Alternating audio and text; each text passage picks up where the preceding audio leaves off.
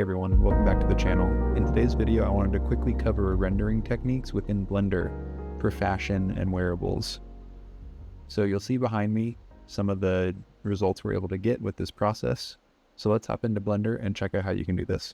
So we're starting with a fresh file in Blender, right now running version 4.3. So let's go ahead and remove all the starting content. And we'll start by creating a human figure that we can then add our jewelry or pieces onto. So I have some plugins that I like to use for this process, which makes things super quick and way easier than doing this all from scratch. So the first one we're going to look at is called Human Gen, and this is a plugin you can get on blendermarket.com. And I'll put links in the description to all the tools I use, but here you can see Blender Marketplace, so you can grab everything there. Okay, so back in Blender, we can start by creating the person that we want. So we can just click on this button that pops up. We can scroll down, pick any figure we want. Let's just start with a simple base. We'll go with Luna here. Once you select that figure, you can hit the button for generate new human, and that'll populate them into the scene. So we can scroll through and see them popping up here. So I'll cover a couple things with Human Gen to quickly get over the basics. So the first thing we have here is we can change what the body looks like. So just super simple sliders for that. So we have drop downs of all the different parts of the body that we can change. We can just easily do some like overall things here. Another important one to look at is going to be the hair. So this will allow us to pick different hairstyles for our figure. And these are just going to be starting hairstyles. And I'll show in a second how we can add on to this and make a custom hairstyle. So let's just go with something like this. And you may notice as you go through these menus, the hair is going to change. So when we're in the hair menu, we can see what the hair looks like here. We can also make some changes to it.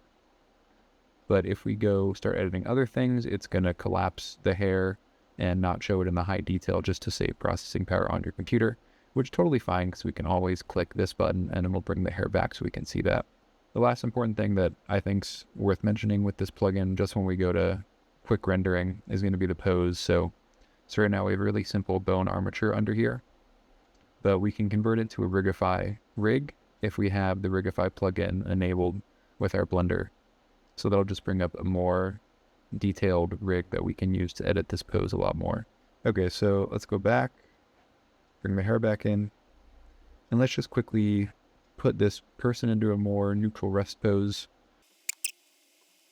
Okay, maybe we'll bring the shoulders down a little bit so they're not as tight. Okay, cool. Good enough for now. So before we go and see what this looks like rendered, let's take a look at the hair really quickly. So we can select the actual mesh of the person, and we can see in the particles tab over here the different pieces for the hair structure. So we have these four main groups here. I think the only ones that really show any great difference are going to be the strands and the base. So we can see the strands are this main top part and the base is underneath here. So these are our two main edit points. So once we have the mesh selected, if we go up here, we can go into particle edit, and then we can actually see the particles of the hair. So let's play with the strands first. So we have these controls on the left, and we can start by adding more length to this hair. So let's just make this brush a bit bigger. You can press F and scale up that brush. Now let's just zoom out a bit, and then just give a good overall lengthening to the hair. We'll bring it down to maybe shoulder length. And then we can just come back up to the comb. Let's make this bigger again. And we can go and start brushing this out to our liking. And we can give it some more volume with a little puff. Maybe a little bit too much. Let's turn down the strength of this. And we can see what it looks like if we go back to object mode and see it's a lot of volume there. So let's go comb it back out again, a little bit more. Super wide in the back. So let's bring this in. Try to get something a little bit more realistic here. The back is a little bit of a weird cut, so let's lengthen again, but this time a little bit smaller. Just gonna lengthen the middle. And we can always cut back, so we can go shrink and just take the little pieces, just make a better shape to this hair. And we can comb that again. A little bit better, not perfect, but you know, this should work for now. Okay, so let's take a look at what this looks like rendered. Let's change the frame count here just to 1 so we can take a single image. If we go to the render, let's set our render engine. We'll set this to cycles. I'm going to set mine to GPU compute. And let's look at the sampling settings. So viewport samples to 1024. We can denoise that as well. We'll see a denoise with that. And then render is sampling to 49.6. Keep a denoise on that. Okay, so let's press N to hide the plugins. And then let's go to viewport shading, render mode, see what that looks like. So we can see without anything in our scene, it's pretty dark. So I have the Blender Kit plugin up here, which I recommend you get. We can easily add an HDRI. Let's pull in some studio lighting and choose our favorite one. Let's just try some things. Try this one. That looks like pretty even lighting there on our figure. Okay, cool. So let's go back to normal clay shading, and I'm gonna pop another window out so we can have one side for modeling, the other side for the render view. Okay, let's add a camera in our scene now. Let's go back to our editing window. We'll do Shift A. We'll add a camera in. Let's pull that over here. And then let's also add a thing to focus on. So I'm just going to use an empty sphere here. And this will be our focus control. So let's just put that, just focus in on the chin at the moment. So if we go to the camera, we can position this manually, or we can add a constraint in here and we can track to this empty sphere we just made. So now if we move this sphere, the camera will automatically track to that. So let's right click or just select the camera and go to view camera, set an active object as the camera. And now we can see we are in the camera view. So if we go to the camera, let's just go to viewport display and change this to 1 so everything else is black. Okay, now it's in landscape view, and this is up to you what you want your view to be like. I'm going to change this to be more phone shaped. So let's go 1080 by 1920 here. And now we have a better landscape for Instagram or what have you. Okay, so now let's move this camera. I'm going to change this to local gizmo. So now we can slide this in and out. Do a track like that. Okay, so let's get this moved a little bit so we can center our model in this scene. That seems pretty good. Okay, so let's go back to render mode here. That's looking pretty nice. Let's turn off our overlays so we just have the image on this side, and we can keep all the overlays on our modeling side. Okay, so the quality of the materials is okay here, but it's not amazing. So let's go ahead and add some really nice textures to this model now. One thing before we do that, I'm just going to change the hair color. Yeah, let's just go gray or something like that. Okay, so for the skin, I have another plugin called Global Skin. Again, you can get this on Blender Marketplace. This is a really nice one that's going to add super high quality textures to our model instantly. So let's just select the person that we're using, which is from Human Gen. So let's select Human Gen, and let's just apply that shader. And we'll wait for it to update. The materials are much higher resolution here, so it's going to take a little bit longer to render, but the quality is going to be much, much better, so it's definitely worth it. So I'm going to have to blur that for you too. Got that in. Let's zoom in a lot more on the face here. Let's see. Yeah, that's better. Okay, so let's position this right on the tip of the face. So when we do depth of field, it works out well. So let's zoom up close here. And what is our focal length? Let's see, what does 32 look like? Gonna have to blur that again. Great. I like 80 more. Okay, so you can see the quality here is much, much higher. Let's go back. Let's change the hair again. Let's see. So we could start playing with the materials here and change the colors. Maybe we'll sculpt the hair a little bit more as well.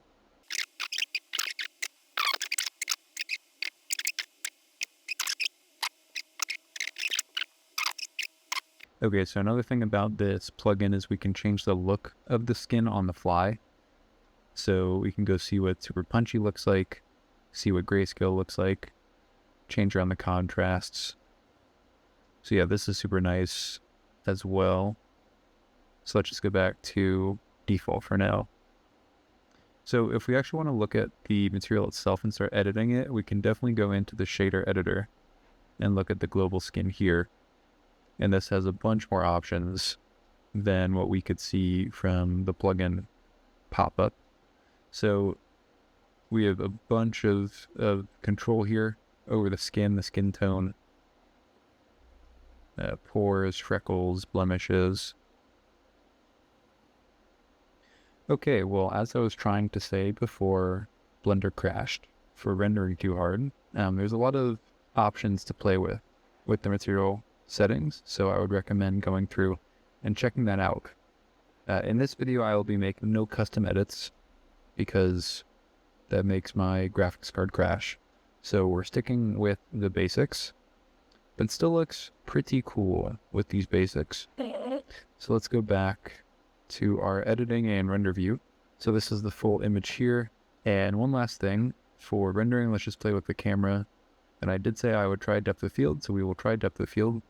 Let's focus this on the empty sphere that we have, and we can control the amount of blur with the f-stop. So if we make this really small, we'll get a super shallow depth of field. And now we're only getting the exact center of the sphere. Let's make the sphere a bit smaller. So wherever the sphere is what is in focus. So if we go to the eye, that align with the eye, and then we just get the eye showing up here, which this is super shallow. So maybe we'll pull back a little bit. Let's try 0.3. And yeah, that eye's a bit more in focus now. So yeah, it could be a fun way to stylize your renders. So one last thing is just adding in our own designs. So let's find a model quick and put that in. Okay, so now that we've imported our geometry, let's just get this centered where we need this, and this is going to go on the nose as a nose ring. So let's rotate that, move that into position, and just scale that down. Okay, perfect. Looking really good. So one last thing, let's just apply a material to this. So I'm going to use Blender Kit again, and we can look for materials this time instead of HDRs. So let's go for a nice silver material. And we have a lot to choose from here. Let's try this one to start. So I'm just going to click on it since I already have the nose ring selected. It should automatically apply it. And that looks perfect. So let's just make sure that the material is mapping correctly. Just looking for some scratches in this material. Let's also make sure that the ring itself is unwrapped. So let's just go with this Smart UV project here. I set the island margin to 0.3 and just click unwrap. And if any of the mapping was weird, that should fix it. Let's just turn the depth of field actually off for this so we can see it a bit better. So let's go back to the nose ring. We're going to switch our mode to shader editor, change this material just a little bit more. So let's go to the mapping here on this, and we might just change the scale to see if we can get more scratches to show up on this, make it a tiny bit more realistic, not as super perfect. If I click and drag, I can select all three at once, and then I can move my mouse left or right to start changing the scale. So let's go really high and see if anything happens. Okay, yeah, we can start to see some defects on this in certain areas, making it look a tiny bit more realistic. Maybe we'll even give this one a shot and just see which one out of the three looks the best. Okay, so that's more of a white silver. Interesting. Okay, so this one's pretty simple. All it has is this one image here. So let's actually add mapping to this, and let's add inner coordinates as well, so we can set that UV as the vector. Cool, so this is now set up like the other ones. So let's change the scale again. Yeah, we can see immediately we're getting a lot more noticeable results here. So now we can just select the defect that looks the most realistic to us. Let's zoom out again, get a bigger perspective. And yeah, I think that'll work well here for our needs. So I'm going to do a little bit of final touches to this. Just we'll take a render and then I'll show you the next step for making this hyper realistic. So cut to that. So once we have our render, we can go ahead and bring this into AI to upscale this and make it look hyper realistic. So we'll start by loading Stable Diffusion, and there's other videos on YouTube you can watch to get Stable Diffusion set up for you. I'll have all the links to the required models and dependencies in the video description, so go check that and download those to make this all work. So once we load up Stable Diffusion, I have it here in my web browser. The workflow file will be linked on Patreon, so you can grab that there and just plug in your render and use this. I'll walk through a couple of the steps here to make this work. So the first one on the left here is uploading our render image. So we have that here. We then pass that image through another AI to automatically write the prompt to produce this image. So we could write the prompt ourselves for what we're trying to reproduce. So basically it's a cinematic photo of a model's face. Or we can use this AI to automatically write a more detailed prompt to get all of the things like the hair color and the jewelry positioning correct. So I'll leave the auto function on for the prompt writing. We'll come down here. We have a control net to figure out what the pose is of the model, so we can get the face pose correct.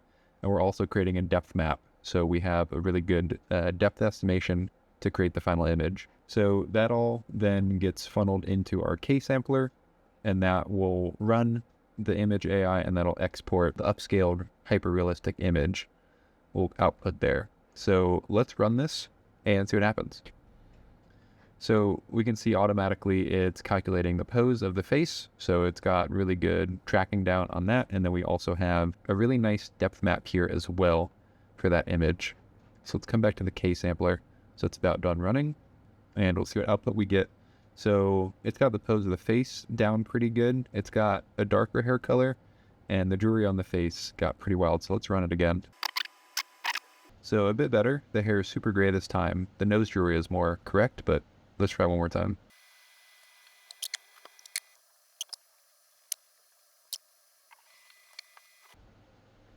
Okay, so it looks like we have some good examples to choose from now. So let's open up Photoshop and do the final composite. Okay, so now that we have our render and we have our AI upscale on that, let's go ahead and composite the jewelry correctly back into the scene. Okay, so for compositing the jewelry back into the AI rendered image, let's actually do another pass in Blender where we only render out the jewelry with shadows though, but we don't want to render out the actual model. Okay, so for this to work, let's first come to the render property settings, go to film. It will enable transparent, and that'll make the background of the scene transparent, so that'll not show the HDRI in the render, because we want a clean, transparent background to composite the jewelry back into the shot in Photoshop. So second step is we don't want the model to show either, but we do want the shadows to show. So we'll come and we'll click on the geometry of the model, and we'll come to the object properties, and we'll come down to the visibility section, and under mask, let's enable shadow catcher. So that'll make sure that the object is only catching shadows and not contributing to the color in the render at all. So once you have those two settings down, let's hit render and let's see the final render. That should be just the jewelry, and I believe the eyes as well, because they're not part of the geometry of the face. Yeah, so we're getting the jewelry here, and we're getting the shadows cast on the face and in the nose from the piece of jewelry.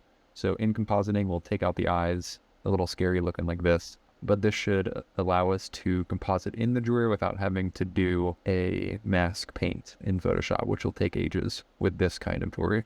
Okay, so let's do another pass on the render as well that does not have any shadows or any model. So let's go back to the model.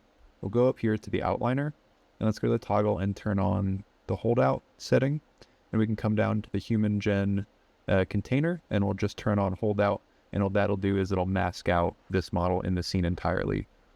So let's go through, set another render, and I'll do this again, and this time it should only show the jewelry and not the model at all. So doing it this way, we can have fine control over the opacity of the shadow. Okay, so now that we have both of those layers in, we have the shadow layer and we have the jewelry layer on top of that. So let's first go through and put a mask on both of these, and we'll just paint out the eyes. And then the other one should have a holdout layer, so there's nothing there at all. Okay, so with the shadow layer, we can change the opacity on this one to change the opacity of the shadow, and the jewelry will be on top of that. So with the shadow, we have complete control over the darkness of this, and we can even put some different blending modes on it if we want to play with the color. So it looks like overlay might do pretty well. Yeah, now the color is matching a lot better to the AI render. Awesome. Well, that looks pretty good. You could do some manual tweaks if you wanted to, but all the masking is perfect because of everything we had set up in Blender and in ComfyUI, Stable Diffusion. So yeah, that's everything for the tutorial. I hope you learned something. Thanks for tuning in. As always, the project files for this video are going to be on Patreon. So if you're not signed up, go get signed up over there and you can download everything I used today and run it yourself. I know that was a lot to cover, so hopefully you were able to follow along, but drop any comments below if you have questions. Maybe I can do a different video on certain parts of this because I know there were a lot of different steps here. So overall, hope you enjoyed. Hope you stick around for videos in the future. I've got a lot of other fun stuff planned, but in the meantime, take care of yourself. Hopefully you're enjoying life and keep creating. And with that, see ya.